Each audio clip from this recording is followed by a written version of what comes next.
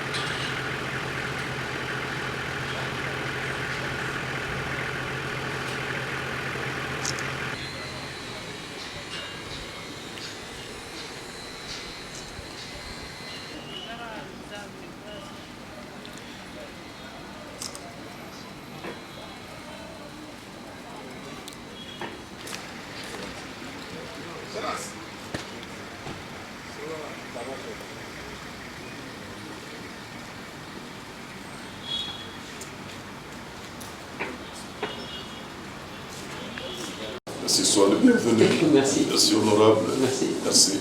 Prenez place. Question beauté, tukutani nayo awa FSP. Et mikolo mileki penza bato bauti ko bazali kolobela na makambo etali gratuité enseignement et présence nayo awa na kati ya FSP soki tokotoya. Merci beaucoup. En fait, na la kaki batu mukolo na kendaki na EDAP ko parce que il y a un problème moko ezo leka batu ya ba école d'application bazolo ba ke bango makambo ya gratuité et enseignement etali bango te parce que bango bazo ko dépendre na se copte bazali ko dépendre na ministère ya enseignement supérieur et universitaire pendant que na kati ya EDAP école primaire ezali école primaire wana ils appellent à l'État. Yango na yaki kokutana na ministre pour que na yeba nini ezoleka. Ministre alobi na ayambinga malamu na kuti vraiment un ministre différent de beaucoup de ministres dans le sens que nenga yambelinga na ndenge to sololi, j'ai compris que c'est quelqu'un qui a besoin pas seulement de servir mais aussi d'être aidé parce qu'il a le temps d'écouter les autres. Alors bien que oui, bah école d'application bazo dépendre na bangote, bazo dépendre na ministère des Affaires sociales, na ministère de l'enseignement supérieur et universitaire. Makambo ya mibale eza circulaire ya secrétaire général et enseignement primaire. A combien le bina batuke, il faut appliquer gratuité et enseignement dans l'éducation de base. Ça c'est un problème. L'éducation de base, bazo lobelango na loi cadre. Pendant que la Constitution article 43 est lobby que enseignement primaire est obligatoire, est offert. C'est qu'entre la loi cadre à 2014, la Constitution doit respecter ni. Doit respecter la Constitution ou le enseignement primaire. Enseignement primaire, na souka nango va pesa que loko va pesi certificat il y a fin d'études primaires. C'est-à-dire la 7e et la 8e ne sont pas concernés. C'est ça aussi la question. Mais na yoko yoka makambo moko ya makasi pe ya malamu oyo yoki na kati wana. Makambo wana na uti koyoka eza ya ke kozwa ba diplôme comme ofele et ko wana eza honorable. Ouais. Bazozela yo batu na yo mutu nao. Il faut botuna nanu ba élu des élus. Bango bazaba honorable te bango bazaba sénateur ba honorable les abisso. Problème est kilo ya Congo to memi. Bango bazaka ba honorable kaka, c'est-à-dire bango bazaka na mandat national. Mais biso tozabela ba province to ko représenter. Oyoki différence. C'est biso kilo et trop. Yango soki boye baka très bien te que non. En cas d'absence ou d'empêchement de chef de l'État, biso ne faut diriger. Est-ce que vous savez où est-ce au moment où liwa ezaki donc on est bazaki ouela na pona nana ko bima président du Sénat, tout a été dit. Mais président de l'Assemblée nationale ouela ba kibongote. Donc on comprend la différence hein. Donc sans faire de polémique donc ça na ebi ke yo ermo ko ndima ma solo on est ezalaka. Et place tozoli la bangonde yangwana donc puissance. C'est-à-dire bango ndenge za boy soki nzamba sali soki ndene soki satan soki nzambe to ndenge ndenge ko zala. Bango jamais bako rêver que un jour bako diriger mboka même pas pour un mois. Mais Sénat à travers le président Sénat kilo et trop. Donc c'était un peu ça notre présence dans le banalinga en français. Oui, présence nanga eza na ebi binotu ba journaliste on a commissaire qui presse ya Congo et l'équipe presse ya monde entier. Pona na mona bato bazalaka informer le roi ba Congolais à la minute quand net ozolo babo donc kala mingi to bato ebi que non honorable Denis Kamba bakuta la honorable Eliezer kuna pas ministre de l'éducation balobeli bonon e kotambola mokili mobimba e kokoma tina Chine. Alors biso ko kutana na ministre Willy Bakonga, d'abord en tant que collègue nanga ministre de sport, ministre de sport lokolanga. Depuis que tu parlais on a apprécié ma félicitation je devais le faire. Yami balé ezande pona kolobele keno nazobanga on a l'ingité tous les système ndenge ezalaka logique ba contrôle parlementaire oyoki lisolo na ba réseaux sociaux oke sala mbala moko question oral avec débat ba interpeller moi na maya yekuna na parlement comme beta monoko tout ça était il fallait na yoka explication na et loko beta ki ya 7e na 8e na ezanini pour nous mal entendu. Ozo comprendre que demande le peuple. Donc si le peuple a chercher un peu l'information. Ministre Alinga Lobanine. Yonga obalobaga na monokamboga na biso bufo bufo mukana mamwena bo. Donc il faut que yoka kolo abimsaki bula na zanine exactement. Oui que mon amai episode toza mingi makambo sport, il est depuis tout le temps ministre éducation. Non seulement que donc on a vu que souci dans les à côté ni na bois qui ma sénateur et on a gardé forme bampaka na gardé forme bampaka en tant que sénateur et tika peka bongo total ba fonction msune grâce à Dieu. Donc il fallait naïa na solo la naï a expliquer bisoboy que école primaire, école primaire n'est et la première, tina 6e, dans du certificat. Donc, 8e, 7e, on a solo mususu, en tant que connaisseur, on va d'abord expliquer. Donc, école primaire Rwanda, n'a qu'à constitution à biso. Fachi a appliqué yango o eza déjà le bami na constitution eza projet de société parti politique mon côté eza constitution ba congolais de il faut vraiment école primaire parce que développement ya mboka tout c'est l'éducation so muto tanga te mo sa bomba atomique attention to la moke to babilo mususu ba Saint Esprit des ande fo za la otanga yango pona ko salela yango Excellence a expliqué, effectivement, quand on dit l'école primaire, c'est des premiers et 6e aux UB. C'est ça l'école primaire, parce que là, enseignant à Zamoko. Il y a mis balé. Il faut que les parents ont obligation de la classe. Gouvernement non. Cette éducation est aussi obligatoire de première à 6e. Et on doit comprendre ma solo ndenge ezali le rôle à biso to leki ba Eliezer ngana ozonga na Kasai central na expliquer nazo expliquer kasi na kufina no tenaza envie zela na to kozonga na mboka to kozonga te chela na micro ngana na loba to kozonga sikoyo to expliquer na Kasai central après en tant que mandat national to nango to loba pona Congo mobimba mais to loba pe pona intérieur na biso donc voilà c'est na commission nzambe mingi pour le peuple ayeba pour que to pesa ye omoni ba sénateur na biata eloko bazo salate nazo souhaiter que to fermer chambre pona nini soki to soani biso na bango décision le kaka ezaya biso ba élu bango baza ba élu des élus donc bako kende ba beti bato bambata voter ngai muto a voter base la 2023 pona siko ko ba yeba que non en cas d'absence ou d'empêchement de chef de l'état donc muto ko président masolo eza tambo mwamba eza président na bango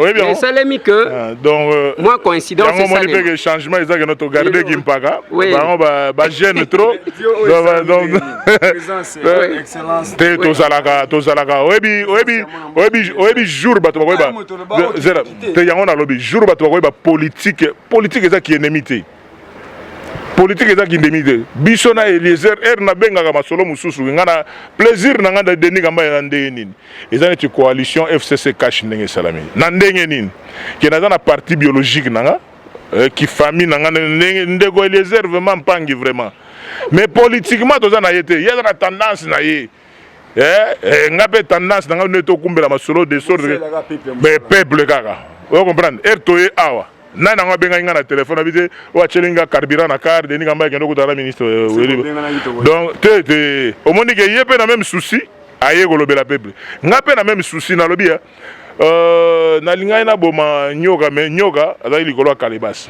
elingi lo bande ni ke biso to nakata masolo FCC cash soki to yoki peuple nenga zolo bela vitesse au kutana ministre nenga no expliquer mais ministre ndeni ministre a peseli et ministre era lobeli yango na biso mwana mai nena benga ya wilo mwana mai nenga zana yo luka moyen équipe nationale au vendre ça bango expliquer bango masolo na lingala po doit comprendre et en plus aussi na français au sali fauteuil blanc pour expliquer parce que aucun développement n'est possible sans parler attendez borona nenga katani mwa dimi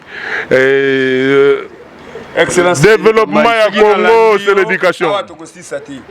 Mais ma peine, nous avons ce que donc, ça, au commission, ah bon, on tire le diable par la queue.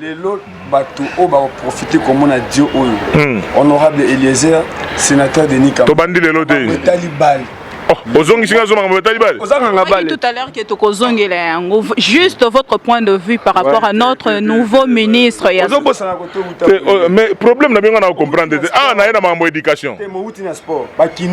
Bon, na lingina katana lo babu. Omoni dictature. Omoni azola kisabino mandefu. Omoni dictature. Mutango balanda mandefu acha katango kala. Oyoki mabe na bango yango. Ça pose problème. Oyoki mabe na bango. Le bango ba komisa débat public débat privé. Débat privé. Donc oyebi mokonza mboka sortant elili na ye ezobangisa bango ti pardon donc tozonga makambo abale zela point de vue na komisi nzambe mingi ndeko les heures kokende te zela yoka aussi mais ba journaliste pardon mandefu azobenda te zela o ezaki mpaka omoni bango baza ba jeune te omoni problème ya prestation de serment problème na bango ezaki bango nde bazali boye ata mbanga batiaka na micro bazaka minoritaire te nandi omoni yo nga te nalandi mandefu te ozo comprendre problème nga na uti na mboka bakamu ina sapo. Vous comprenez non? Donc mandefu nanga eza signification ma solo ya côté nga na hoteli. Te kasi vous comprenez esprit bokoko. Au moins nga zo bangisa we mona keno mutongo sénateur zela sénateur il faut monter na makambutu na impaka donc sentir que sénateur likolo bana. Makambo bale.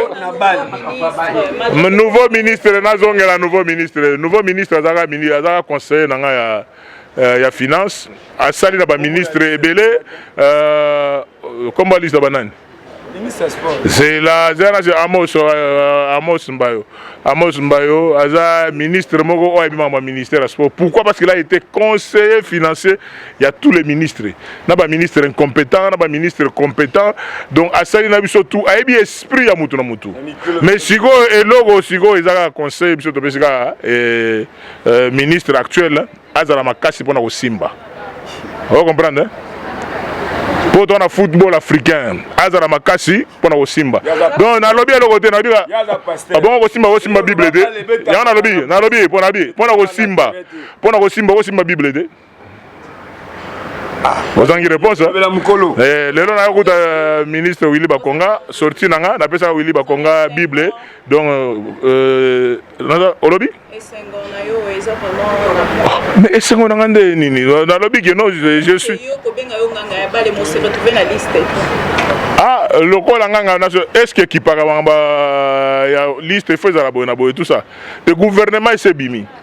Gouvernement s'est bimi, tu peux si chance na ndeko na biso de la ministère du sport parce que au niveau de la politique on a bien peu si chance mais les restes na biga que non muto za makasa ko simba za makasa ko simba te ko za makasa ko simba parce que to dans le football africain a simba bible ko simba bible makasi parce que dans le football africain. Merci beaucoup.